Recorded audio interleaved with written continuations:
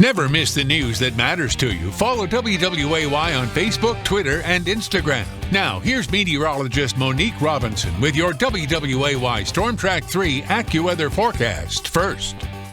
I know you can agree with me on this one. Today was just plain old hot. We reached a high of 99 degrees, just 4 degrees away from that record set back in 2012. Started out today at 73 degrees, right around average, but we're really climbing in this deficit, in the downward trend.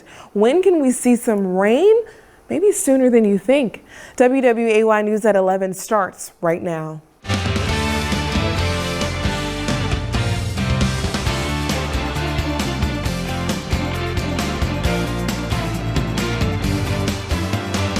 This is the place for news that matters. You're watching WWAY News at 11. 2 teenagers are dead. Now on WWAY News, deputies in Brunswick County have made 2 arrests. Plus, a Wilmington church holds its final service. What's next for the congregation? And a deadly heat wave continues to singe many parts of Europe. Good evening, this is WWAY News. I'm Andrew James. Thank you for joining us tonight.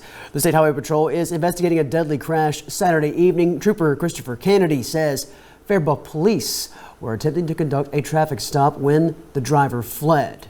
According to Kennedy, 54-year-old David Lee Hemingway fled after a traffic stop with Fair Bluff police. Police chased and it led to Ice Plant Road off of Highway 76. Kennedy says Hemingway flipped his vehicle around a curve there. Hemingway was ejected from the vehicle and died as a result of the crash, according to Kennedy.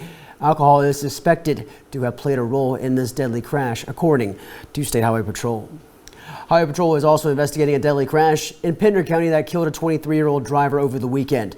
Trooper Evan Brock tells us Saturday afternoon, Eleuterio Barrios Ojeda was traveling along U.S. Highway 117. He overcorrected his Jeep, traveling over the center line. Brock says he rolled into a ditch and hit a tree and died on scene. Barrios Ojeda was from Rocky Point. Alcohol is not a factor in this fatal crash. New at 11, a murder investigation has led to 2 people under arrest in Brunswick County. 2 teenagers were found dead Saturday night. Now, 19-year-old Logan Neal Young of Winnebago and 20-year-old Joshua Lamonte Carter of Southport face murder charges. The 2 also face robbery charges, according to the sheriff's office, tied to the deaths of 19-year-old Xavier Stevenson and 19-year-old Mila Payne. The Brunswick County Sheriff's Office says a call came in around 11:30 p.m. Saturday, leading them to the bodies of Stevenson and Payne along Lee Buck Road in Winnebago. The Sheriff's Office earlier today asked for the public's help to find a suspect vehicle. The Sheriff's Office adds that Young and Carter stole marijuana and money from Stevenson and Payne before allegedly killing them. Wilmington police are investigating a drive-by shooting that left 2 men injured over the weekend. The shooting happened around 4:30 p.m. near New Center Drive and Carr Avenue, according to police. A spokesperson says while one car was passing another, multiple shots were fired from the suspect vehicle, injuring 2 men in the other vehicle.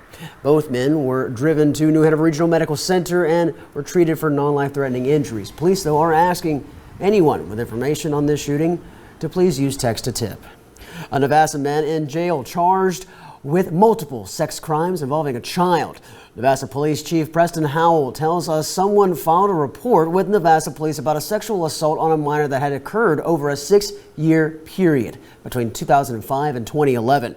This weekend, Navassa officers, with help from the Brunswick County Sheriff's Office, served a search warrant on the home of Christopher Lawrence McNeil. They arrested the 31-year-old and charged him with 6 counts of sexual offense with a child by an adult. Some vehicles were allowed on Freeman Park today, a day after the town of Carolina Beach closed all vehicle traffic to prevent overcrowding. Well, Freeman Park has seen extensive erosion approaching Zone J, and overcrowding can create unsafe conditions, according to the town. Visitors are not currently allowed to purchase day passes to park their cars on the beach. Well, Melinda Brinkley and her husband drove from Fayetteville and were turned away. She says it's not the restrictions that made her upset. It's the lack of notice given throughout the town. There was no indication that there was any kind of